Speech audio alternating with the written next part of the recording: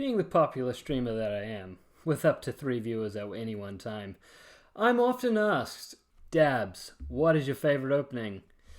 And with a sardonic smile, I always turn to them and say, my favorite opening is the best opening.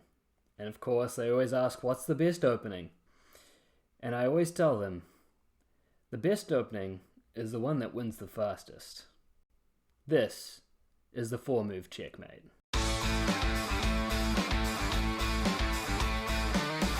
First move, e4. Unstoppable.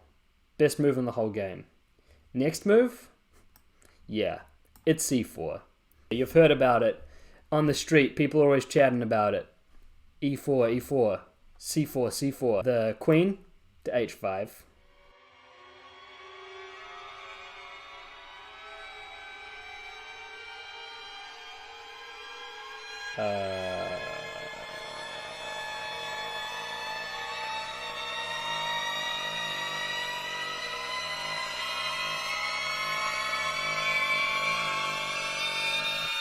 I'll be honest with you guys, I have no idea what the move is here.